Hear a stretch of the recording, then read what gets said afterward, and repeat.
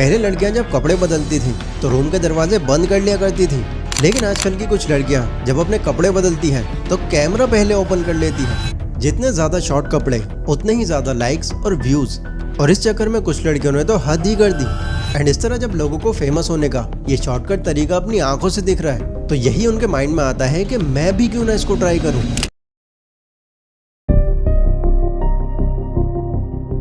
एक टाइम था जब इंस्टाग्राम एक सीधा साधा सा फोटो शेयरिंग प्लेटफॉर्म हुआ करता था, जहां यूजर्स तो कम थे लेकिन कंटेंट काफी ठीक था।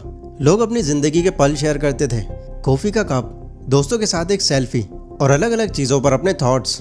लेकिन पिछले 10 सालों में ये एक डिजिटल बन गया है।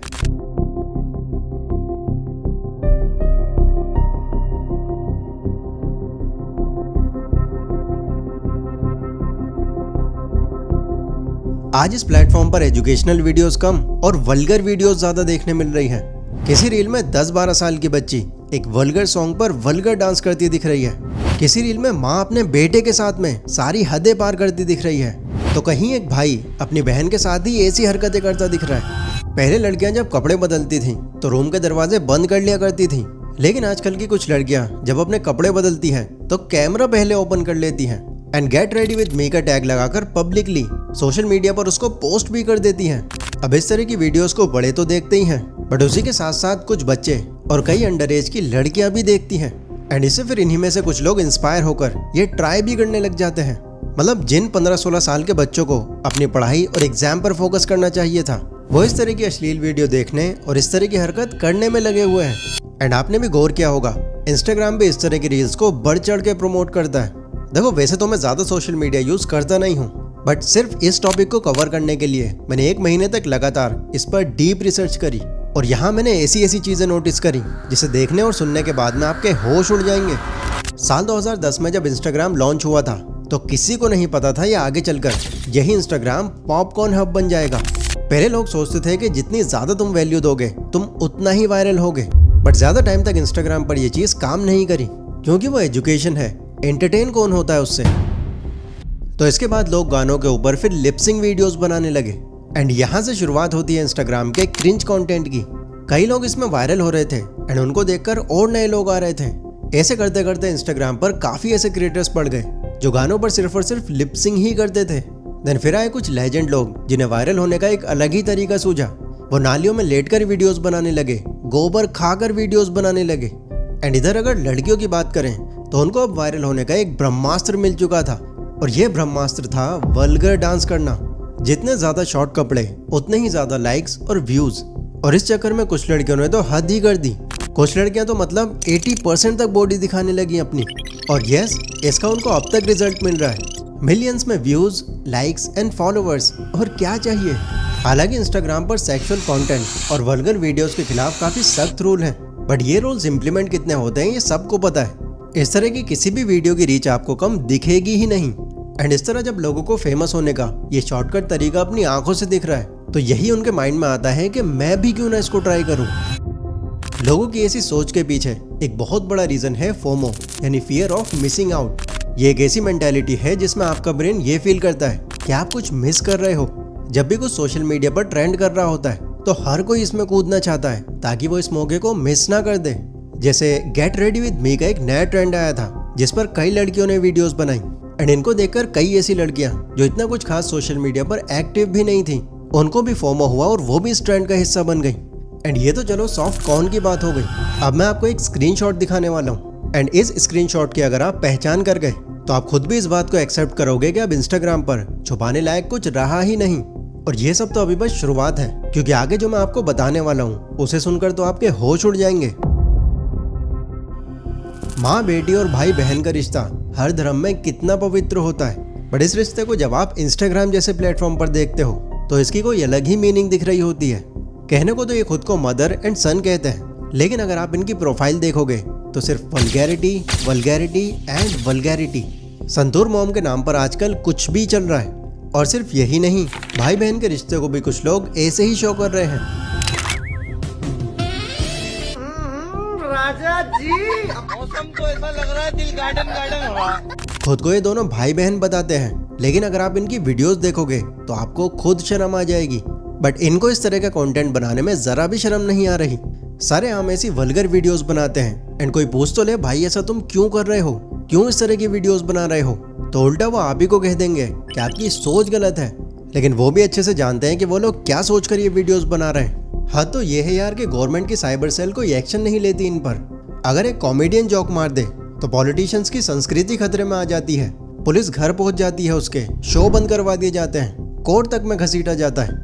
लेकिन ये माँ बेटा, ये बाप बेटी, ये भाई बहन ऐसी वल्गर वीडियोस बनाकर डेली हमारी संस्कृति को काफी खराब कर रहे हैं, बट इन पर कोई एक्शन नहीं होगा। देखो मैं ये कहकर उन जोक्स को, ये ऐसे कॉमेडियंस को सपोर्ट नहीं कर रहा, बल्कि मैं कुछ नेताओं की हिपोक्रेसी के खिलाफ हूँ जो ऐसे कॉमेडियंस के लिए तो धरने पर उतर जाते हैं। होने नहीं देंगे। जय हिंद, जय महाराष्ट्र।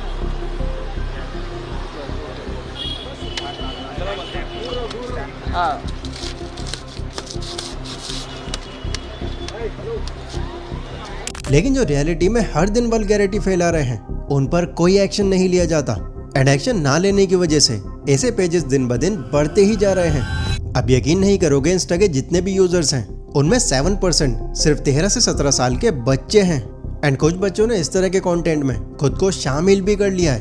एक रिसर्च में ये पता चला है कि जो ऐसे वल्गर कंटेंट बनाते हैं उनके फॉलोअर्स रिकमेंडेशन में 70% माइनर्स होते हैं। यानी इंस्टा जानबूझकर माइनर्स को प्रमोट कर रहा है एंड उन बच्चों को अच्छे व्यूज आ रहे हैं। एंड इस चीज से इन्फ्लुएंस होकर कुछ बच्चे इस तरह की वीडियोस बनाने भी लग रहे हैं। ये क्यों इतना डेंजर है ये थोड़ा समझना पड़ेगा आपको, क्योंकि बच्चे मैच्योर नहीं होते, वो किसी भी चीज को दिल पर बहुत जल्दी ले जाते हैं। एंड सोशल मीडिया एक खुली सड़क है, यहाँ कोई भी कुछ भी बोल जाता है। एक रिसर्च से पता चला है कि लगभग 1 लाख बच्चे हर रोज इंस्टाग्राम पर सेक्सुअल हैरेसमेंट फील करते हैं। अब्यूसिव वर्ड, बॉडी शेमिंग और पता नहीं क्या क्या सुनाया जाता है उनको। एंड इसकी वजह से 65% टीनेजर्स कंपैरिजन या वैलिडेशन की वजह से इंफीरियर फील करते हैं। और बात यहाँ सिर्फ हैरेसमेंट की नहीं है।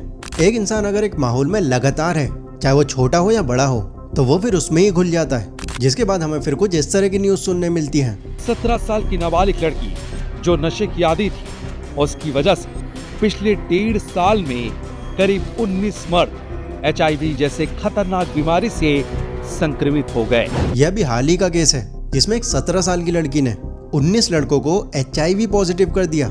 इसी से आप सोच सकते हो आज की जनरेशन कहाँ पहुँच गई है। यहाँ उम्र से ज्यादा तो बॉडी काउंट बढ़ रहा है। और ये सिर्फ एक केस नहीं है।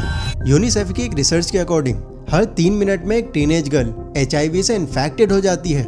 इंडिया में भी इसके ऊपर एक रिसर्च हुई थी जिसे सुनने के बाद तो आप शॉक ही हो जाओगे। इसमें 25 से 49 साल की फीमेल्स के ऊपर एक स्टडी करी गई थी एंड इसमें यह सामने आया कि 10% महिलाएं 15 साल से पहले ही सेक्स कर चुकी होती हैं एंड मोर देन 38% महिलाएं 18 साल से पहले सेक्स कर चुकी होती हैं। एंड मेल में ये परसेंटेज सिर्फ 7% था। एंड मुझे बताने की भी जरूरत नहीं है कि इस सब में मैक्स कंट्रीब्यूशन किस प्लेटफॉर्म का है। वही इस सब की जड़ है, वहीं से लोग इन्फ्लुएंस हो रहे हैं, वैसे ही लोगों को फॉलो कर रहे हैं एंड वैसे ही खुद भी बनना चाह रहे हैं। तो अब इन सारी चीजों के बाद एक सबसे बड़ा सवाल ये उठता है कि क्यों आजकल की जनरेशन को ये सब करना पड़ रहा है। यस आई नो आपके माइंड में फेम आया होगा, जो कि गलत नहीं है, बट इसके पीछे एक और मकसद है और वो है पैसे कमाना। कंटेंट बनाकर पैसा कमाना डायरेक्टली यूट्यूब पर ही पॉसिबल है। इंस्टा कभी क्रिएटर्स को डायरेक्टली पैसा नहीं देता। तो यहाँ पैसा कमाने के लोगों को 2 रास्ते दिखते हैं।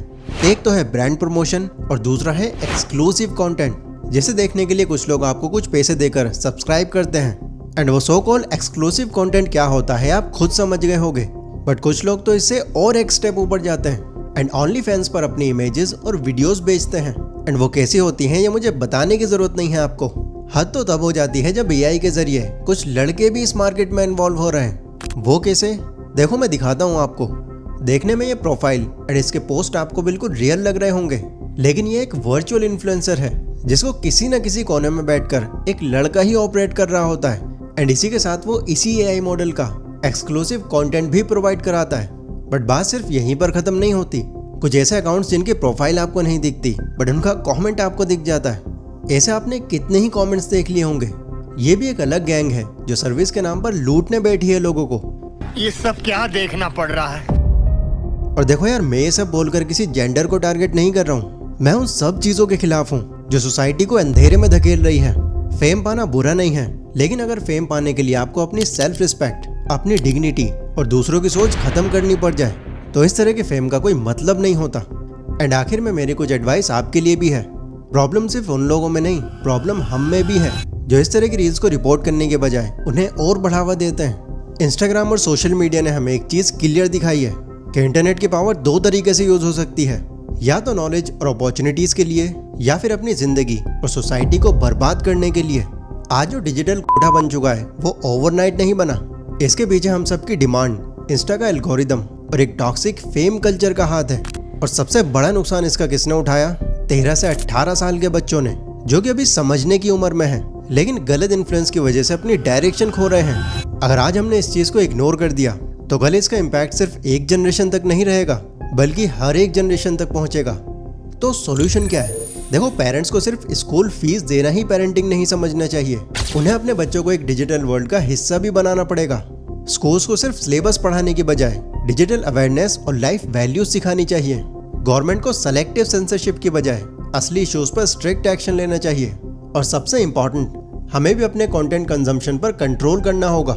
अगर हम ही ऐसी रील को कंज्यूम करना बंद कर देंगे तो डिमांड खत्म हो जाएगी और सप्लाई भी ऑटोमेटिकली गिर जाएगी।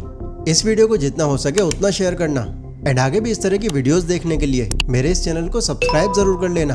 एंड कमेंट सेक्शन खुला है, इस टॉपिक पर मैं आपकी राय भी जानना चाहूँगा। जय हिंद।